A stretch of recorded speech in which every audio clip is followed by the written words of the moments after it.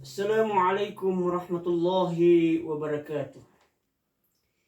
Alhamdulillahilladzi sabaqat rahmatuhu ghadabah. Wa indahu kitabun kataba ala sa'adatihi al-insan wa saqawatihi wa rizqihi wa ajalihi qad kataba rabbukum ala nafsihi ar-rahmah wa yasbagha ala khalqihi ni'mah. Wa asyhadu an la ilaha illallah wahdahu la syarika lah. Ilahu la yahayyabu man tawajjaha ilaihi wa amma. Wa asyhadu anna Muhammadan abduhu wa rasuluh nabiyul rahmah wa sirajul muzmatil ladzi nasahal ummah. Allahumma salli ala sayyidina Muhammad wa ala alihi wa ashabihi wa azwajihi wa zuriyatihi wa man tabi'ahum fa ankashafa anhumul ghummah amma ba'du. Ayuhal muslimun ikhwa fillah rahimakumullah. Pertama-tama mari kita bersyukur kehadirat Allah Subhanahu wa taala karena sampai saat ini Allah Subhanahu wa taala memberikan nikmatnya yang begitu banyak kepada kita. Sehingga alhamdulillah dengan nikmat-nikmat itu kita dapat berjumpa dan kita dapat melakukan kegiatan aktivitas seperti biasa. Oleh karena itu mari kita bersyukur dan senantiasa mengucapkan alhamdulillahi rabbil alamin. Begitupun juga salam salawat kepada baginda Rasulullah sallallahu alaihi wasallam yang mana beliau senantiasa mencintai kita dan selalu merindukan kita dan tidak pernah berhenti untuk senantiasa memberikan kepada kita jalan keselamatan di dunia dan di akhirat. Oleh karena itu, mari kita bersalawat kepada baginda Rasulullah sallallahu alaihi wasallam dengan membaca Allahumma sholli ala sayyidina Muhammad. Jemaah yang dimuliakan Allah Subhanahu wa taala.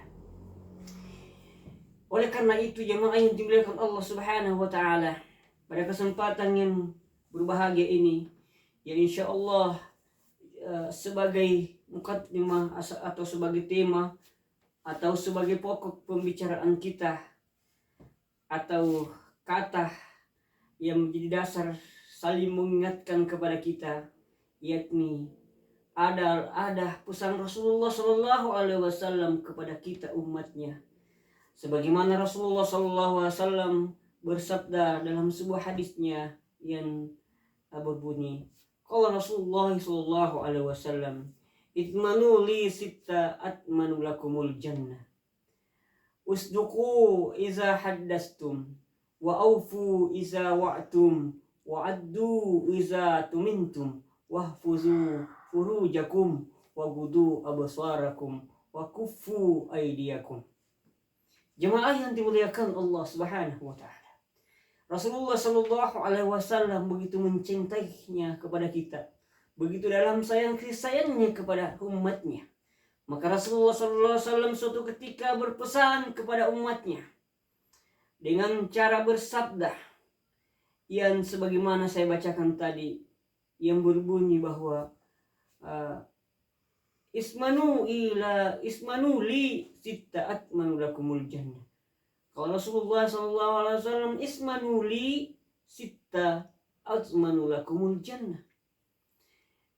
Rasulullah sallallahu alaihi wasallam bersabda bahwa hai berjanjilah kepadaku hai umatku bahwa kamu akan mengerjakan 6 perkara, maka niscaya aku akan jamin kepadamu engkau adalah masuk ke dalam surga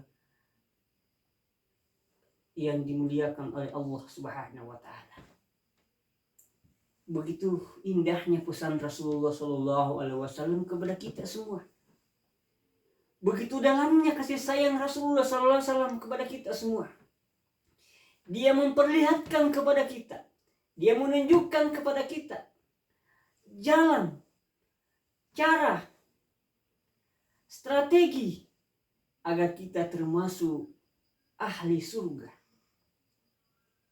Allah Subhanahu wa taala menciptakan surga Akan tetapi jemaah yang berbahagia, tidak semua umat Rasulullah Sallallahu Alaihi Wasallam begitu mudahnya masuk ke dalam surga. Akan tetapi agar supaya kita semua insya Allah termasuk penghuni surga, termasuk orang-orang ahli surga, maka Rasulullah Sallallahu Alaihi Wasallam memberikan kabarkan kepada kita, memberikan pelajaran kepada kita, membocorkan rahasianya kepada kita, bahwa hai umatku sekalian, berjanjilah kepadaku, sabda Rasulullah SAW, bahwasanya engkau akan melakukan 6 ini, maka Rasulullah meyakinkan engkau adalah termasuk isi surga yang nikmatnya sangat luar biasa di yaumul kiamah nanti. Jadi jemaah yang dimuliakan Allah Subhanahu wa taala, yang manakah yang dimaksud yang 6 sitta itu? Yang pertama adalah usduqu iza haddastu. Ketika kita mengucapkan sesuatu, hendaklah kita mengucapkannya, mengatakannya dengan sejujur-jujurnya. Apa artinya jemaah yang dimuliakan Allah Subhanahu wa taala? Allah Subhanahu wa taala mengetahui kita ucapkan atau tidak diucapkan. Allah tahu kebenarannya. Apa yang ada di dalam hati kita, apa yang ada di dalam hati kita sebelum keluar di mulut kita, maka Allah sudah mengetahui rahasia-rahasianya. Oleh karena itu Rasulullah Shallallahu Alaihi Wasallam memberikan pelajaran kepada kita, memberikan didikan kepada kita. Nah, ketika kita ingin menjadi penghuni surga adalah usduqu iza haddastum. Hendaklah kita ketika kita berbicara, makalah berbicaralah yang benar. Ngomong, katakan yang sejujurnya, yang sebenar-benarnya. Jangan kita ucapkan sesuatu yang tidak sesuai dengan kenyataan. Jangan kita lantaran kita ingin mendapatkan sesuatu yang lebih, akhirnya kita membolak-balikkan fakta. Kita menyembunyikan kebenaran. Kita menyamarkan yang sebenarnya. Untuk apa? Supaya kita mendapatkan sesuatu yang kita harapkan, mendapatkan sesuatu yang kita inginkan. Akhirnya kita rela untuk berbohong atau mengucapkan sesuatu yang tidak sesuai dengan kenyataan. Makanya jemaah yang dimuliakan Allah Subhanahu wa taala, mengatakan yang benar sebenarnya mudah. Namun karena manusia diselimuti dengan rasa rakus atau ingin mencapai sesuatu, maka kadang dia dengan target-target tersendirinya, dia menyembunyikan yang kebenaran sesungguhnya. Kenapa? Karena ketika dia ngomong, maka boleh jadi dia tidak mendapatkan sesuai dengan apa yang diharapkannya.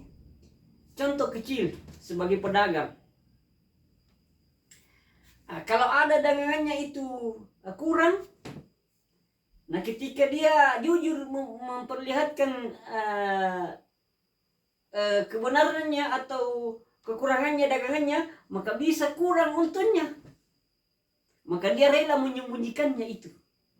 Contoh, dia jual baju, ada yang robek sedikit, maka dia akan tidak jujur mengatakan bahwa ini ada robeknya sedikit ini.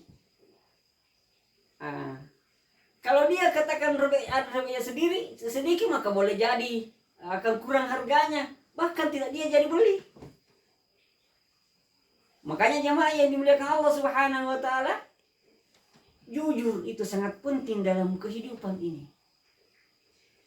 Apalagi jemaah yang dimuliakan Allah Subhanahu wa taala, ketika kita membiasakan bohong, maka kebohongan itu akan mencari temannya lagi. Nah, setiap hari akan kita biasakan bohong, maka itu akan menjadi kebiasaan kita. Maka ketika seperti itu yang ada dalam diri kita, maka kita tidak termasuk kategori yang dimaksud oleh Rasulullah SAW. Lakukan ini, laksanakan ini. Kita jangan membuat sesuatu yang bisa mengantar kita berbicara tapi tidak sesuai dengan kenyataan. Melakukan sesuatu tapi tidak kita lakukan dengan jujur. Atau kita berdusta untuk mencapai sesuatu yang kita inginkan. Kita berdusta untuk menggapai apa yang kita ingin capai demi kerakusan kita. Maka yakin dan percaya apapun itu yang kita katakan dan dusta, maka pasti itu akan terbongkar, pasti akan kita dapatkan, dan pasti kita akan dapatkan, kita temukan kekurangannya, dan kita akan menyesal di kemudian hari.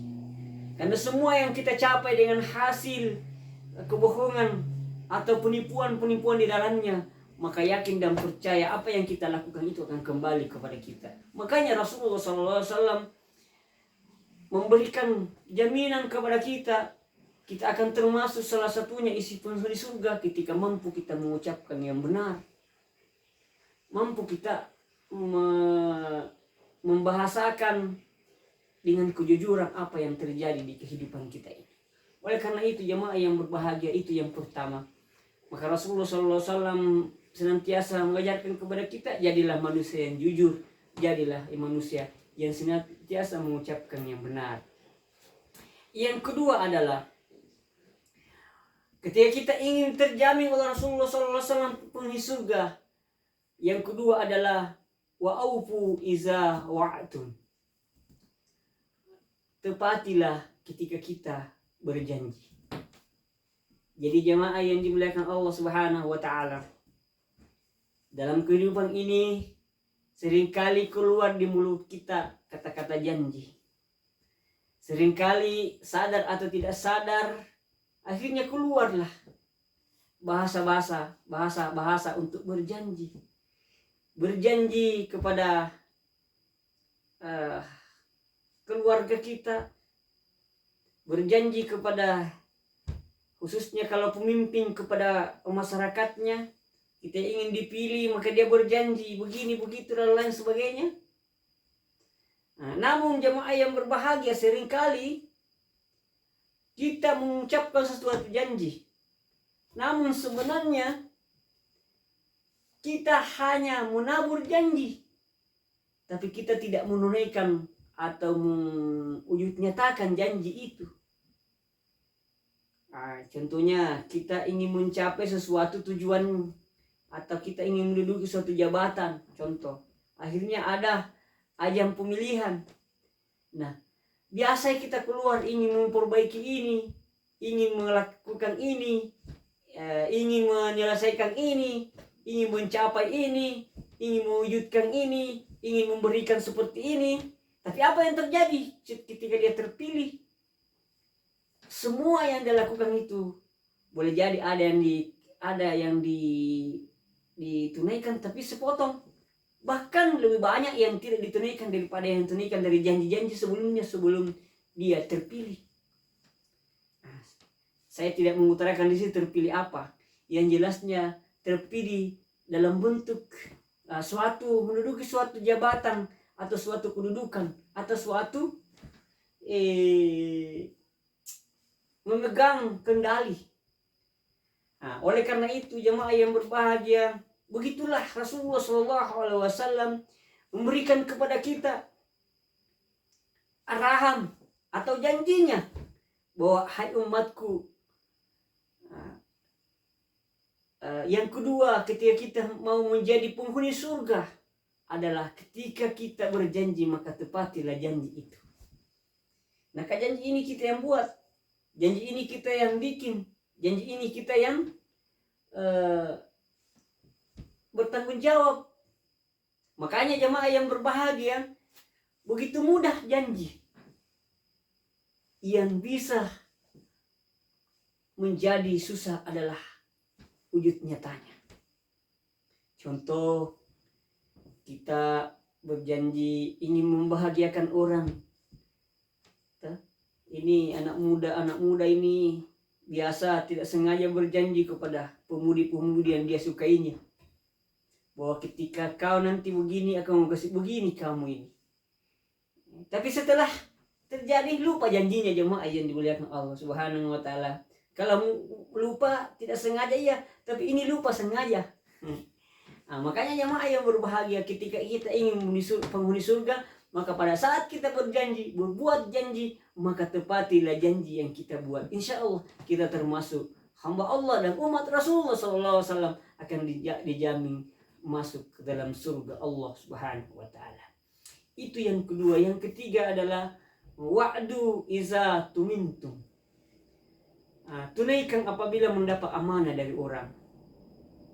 Apa maksudnya? Ketika Anda terpilih, diberikan amanah atau tanggung jawab, atau diberikan kepercayaan untuk mengolah sesuatu, untuk menduduki sesuatu, maka ketika Anda tunaikan amanah itu, kepercayaan itu, maka Rasulullah SAW menggolongkan Anda termasuk penghuni surga. Nah, tidak semua orang bisa diberikan amanah. Tidak semua hamba Allah Subhanahu wa taala dipercayakan menjadi amanah. Paling kecil, kita adalah diberikan amanah menjadi bapak. Berarti kita memiliki tanggung jawab anak, istri, dan yang lainnya. Maka semampu kita untuk menunaikan amanah itu. Apalagi secara luas, di suatu kampung kita menjadi pemimpin, kita menjadi membawahi suatu wilayah, maka tunaikan amanah itu, laksanakan kepercayaan rakyat, kepercayaan masyarakat, kepercayaan bawahan, atau kita menjadi pemimpin di sebuah lembaga, kantor, atau perusahaan, ataukah yang lain. Ketika kita tunaikan amanah itu, kita senantiasa menjalankan sesuai dengan peraturan yang sebenar-benarnya, dan kita amanah berarti kita bisa dipercaya dan menunaikan sesuai dengan yang sebenar-benarnya semua tanggung jawab yang ada.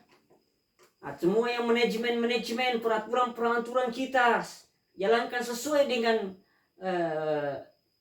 rel yang benar.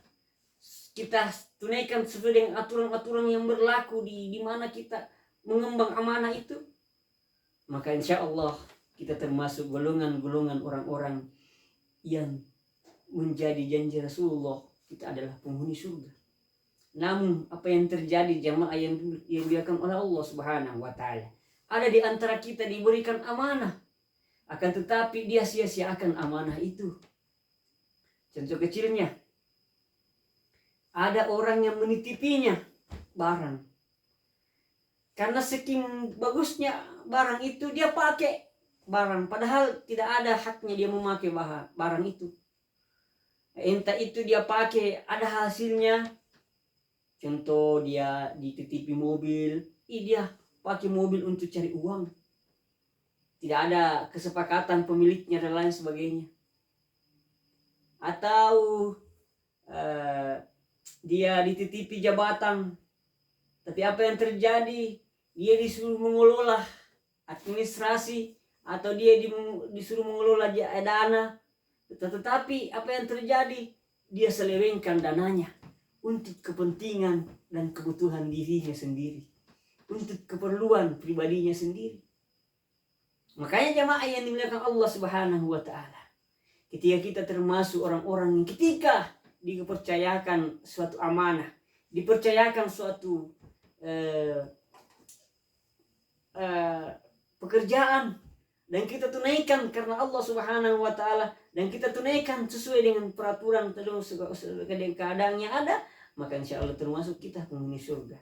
Namun jemaah yang berbahagia, jangan malah sebaliknya, diberikan amanah oleh orang, diberikan kepercayaan oleh orang, justru kita mengkhianati kepercayaan itu, justru kita menzalimi orang, justru kita membuat orang tertindas, justru kita membuat orang kecewa terhadap apa yang kita lakukan. Jemaah yang dimuliakan Allah Subhanahu wa taala, ingat bahwa ketika kita diberikan kepercayaan oleh orang dan kita tunaikan kepercayaan itu, maka nama kita insya Allah baik orang lain, apalagi di mata Allah Subhanahu wa taala. Namun sebaliknya, ketika kepercayaan diberikan kepada kita tetapi tidak kita tunaikan sesuai dengan yang sebenarnya, maka bukan hanya di mata orang jelek, bisa saja kita termasuk golongan orang-orang yang dibenci oleh Allah dan Rasulnya, dan kita tidak termasuk penghuni surga tadi. Makanya mari kita lakukan, jaga amanah, jaga kepercayaan orang, jaga kepercayaan, insya Allah kita akan tergolong orang yang termasuk penghuni surga. Itu yang ketiga. Yang keempat adalah wahfuzu furujakum. Yang keempat adalah jagalah kehormatanmu, jagalah dirimu. Nah, ini juga jamaah yang dimuliakan Allah Subhanahu wa taala. Kita ketika Allah Subhanahu wa taala memberikan kehormatan kepada kita, maka jagalah diri kita ini. Jagalah apa yang diamanahkan Allah kepada kita. Ketika pernah menyeleweng dan lain sebagainya, pernah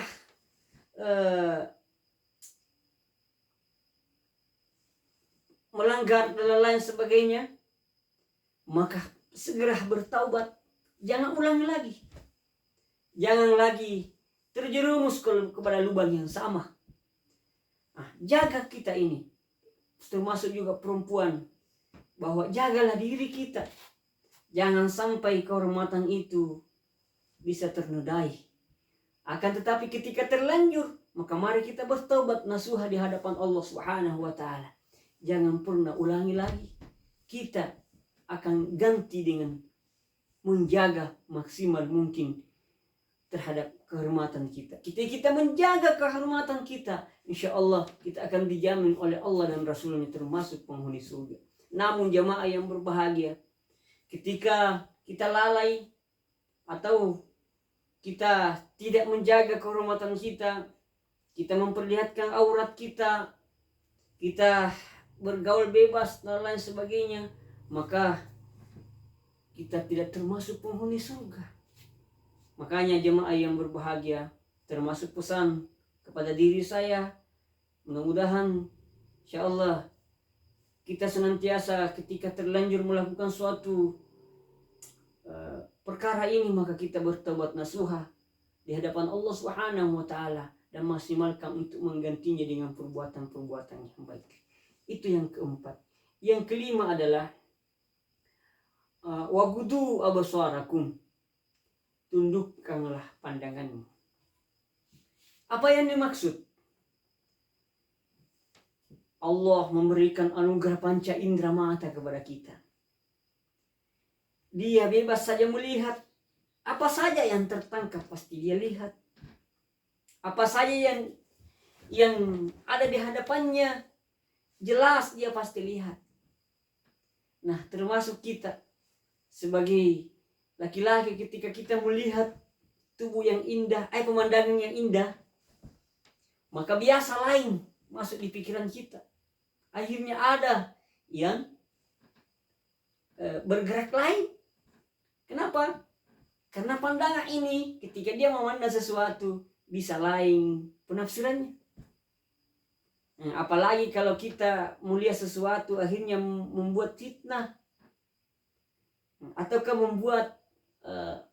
membuat kita tambah negatif pikirannya, bisa berbuat jelek lantaran kita melihat sesuatu, lantaran kita memandang sesuatu, lantaran kita menyaksikan sesuatu. Apa yang terjadi? Bisa saja akan timbul niat yang jahat, bisa ada timbul keinginan yang di luar dari yang diajarkan oleh Allah dan Rasulnya. Makanya tunjukkan pandangan kita, maksudnya paling tidak kita hindarkan penglihatan kita untuk melihat yang haram, yang diharamkan oleh Allah dan Rasulnya. Contoh sebagai laki-laki, ketika ada yang indah-indah, yang kelihatan aurat yang manis-manis dan sebagainya, maka usahakan penglihatan kita itu jangan melotot ke sana terus. Akan tetapi kita hindarkan penglihatan kita jauhkan, kita cepat istighfar, kita sadar bahwa itu adalah bisa mengantarkan saya untuk jauh atau melakukan perbuatan-perbuatan yang melanggar tentang perintah Allah Subhanahu wa taala. Itu yang kelima. Yang keenam adalah wakufu aidiakum. Hentikanlah lancang tanganmu, atau jagalah panca indera tangan kita ini. Jadi ketika kita diberikan panca indera tangan, maka jangan sampai tangan kita ini bisa melukai orang lain. Jangan sampai tangan kita ini bisa menyakiti orang lain. Gara-gara tangan kita orang lain menderita.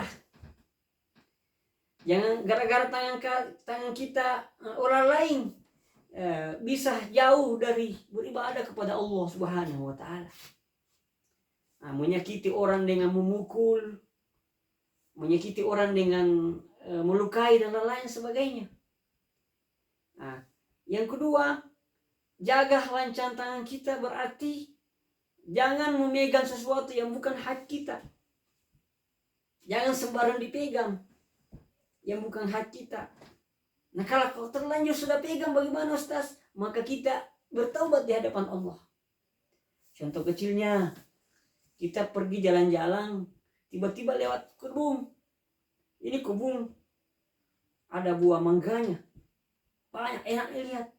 Akhirnya kita ambil, enak sekali. Itu termasuk itu tidak menjaga tangan. Apalagi kalau saya ganja mintongki dari rumah atau pergi di sana, langsung ambil punyanya orang. Atau rela kita menyakiti, ingin merampas sesuatu miliknya orang. Pokoknya apapun yang dimaksud dengan tangan itu adalah kekuasaan, adalah kekerasan, ataukah kita melakukan paksaan demi untuk menyalurkan hasrat kita, demi untuk ingin mencapai apa yang kita harapkan, ingin spontan mendapatkan hasil, akhirnya hatinya orang lain kita ambil. Kalau bahasa kasarnya ya banyaklah, akan tetapi kita pahamlah bahwa apapun yang kita ambil bukan hak kita, ya itu termasuk mencuri dan lain sebagainya. Kalau pemaksaan, kalau bahasa halusnya ya korupsi, bukan hak kita ambil, itu. Jemaah yang dimuliakan Allah Subhanahu wa taala, makanya Rasulullah SAW mengajarkan kepada kita, jaga tangan kita ini, pelihara tangan kita, jangan lancang tangan, apalagi memukul. Biar istri kita kalau seorang laki-laki jangan dipukul. Kalau ia memang melanggar dan dibolehkan dalam syariah untuk memukul, boleh, tapi caranya juga dengan kasih sayang, jangan dengan emosional. Bagaimana Rasulullah mengajarkan, bagaimana Rasulullah mencontohkan sebagai seorang laki-laki, begitupun juga seorang perempuan. Siapapun kita, jangan tangan kita ini dikotori dengan mudah menyakiti orang lain, gampang kita ambil haknya orang lain, gampang kita memegang sesuatu yang diharamkan oleh Allah Subhanahu wa taala. Jemaah yang dimuliakan Allah Subhanahu wa taala, sebagai kesimpulan bahwa Rasulullah Shallallahu alaihi wasallam mengajarkan kepada kita, bahwa mewanti-wanti kepada kita bahwa umatku, berjanjilah kepadaku, itmanuli sitta atmanulakumul jannah, lakukan yang 6 ini maka Rasulullah akan menjamin kita masuk surga. Yang pertama adalah asduku iza haddastum, yaitu katakanlah sesuatu itu dengan benar. Yang kedua adalah aufu iza wa'tum, tepatilah apabila kamu berjanji. Yang ketiga wa'du iza tumintum. Tunaikanlah apabila mendapat amanah dari orang. Yang selanjutnya, yang keempat, wahfazu furujakum, jagalah kehormatanmu. Dan yang kelima adalah waqudu absarakum, tundukkanlah pandanganmu. Yang keempat, yang keenam adalah wakufu aidiakum, hentikanlah lancang tanganmu atau hentikanlah untuk mengambil hak dan menyakiti orang lain. Mudah-mudahan Allah Subhanahu wa taala memberikan kepada kita kebahagiaan dunia dan akhirat dan menjadikan kita manusia yang terpilih, insyaallah termasuk golongan orang yang menjadi penghuni surga di akhirat. Surga di dunia kita akan capai dengan kebahagiaan yang kita rasakan, dengan kesenangan yang kita nikmati, dengan fasilitas dan kemudahan dan kesenangan yang kita rasakan saat di dunia ini. Insyaallah mudah-mudahan itu semua akan sampai ke akhirat nanti karena kita mengikuti, melaksanakan dan mengamalkan apa yang diajarkan oleh Allah dan Rasulullah Shallallahu Alaihi Wasallam.